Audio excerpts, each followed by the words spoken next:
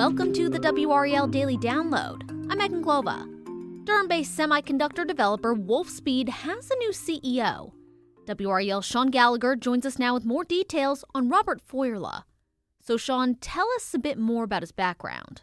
So Robert Feurle is an industry vet. He's been doing this for 20 years and truly worldwide. He's from Germany but has dual citizenship in both countries.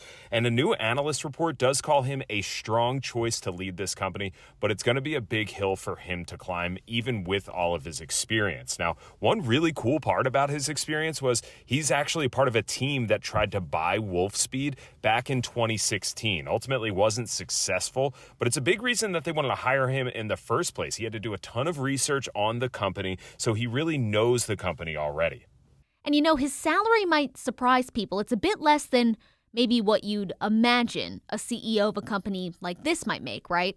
If you hear that he makes $750,000, you think, wow, I would love to have that kind of salary. But for a publicly traded company's CEO to make that much, it's really not that much at all. But his contract looks to be incentive laden. He could make up to $1.5 million in bonuses, but a large chunk of his salary is actually stock options. It essentially protects the company if you think about it. Feurle earns that money for the company and makes them successful. He'll make more money as well. Everyone's happy, right? But if he's a bad fit, the company won't be on the hook for a large salary with nothing to show for it. And because Wolfspeed got rid of hundreds of positions back in November, and the majority of those in North Carolina, what's so significant about the timing of a new CEO?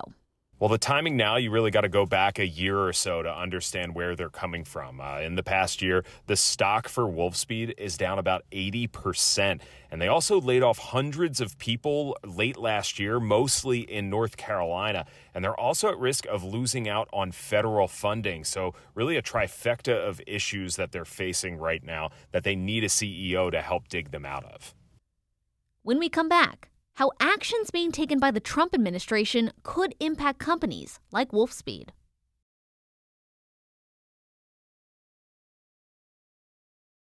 Welcome back. So, Shaun, something interesting I saw you cover in this was how actions being taken by the Trump administration could impact companies like Wolfspeed. What can you tell us about that?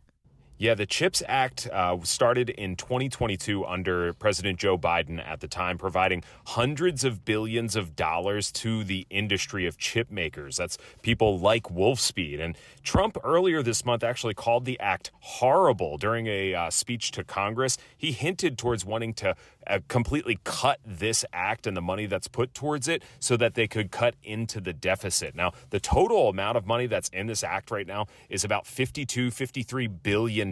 So a significant amount of money. Now, when talking to Wolfspeed on Thursday, they say that diversifying their funding is what they do so that they aren't so reliant on a single form of payment from a fund like this. So they say they don't necessarily need it, but keep in mind, last October, there was a proposal from the CHIPS Act to send them $750 million.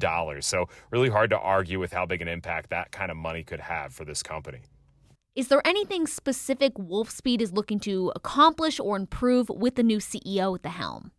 Yeah, so it's still probably too early to say what their ultimate goals are since they're just announcing him today. We haven't even heard from him directly, but it's really a lot of corporate jargon speech. In the press release they gave out today, it said that they want him to drive operational excellence and accelerate profitability. Let me boil that down for you. It essentially means that they want to make them more efficient, which will then in turn make them more productive and ultimately make them and their shareholders more money.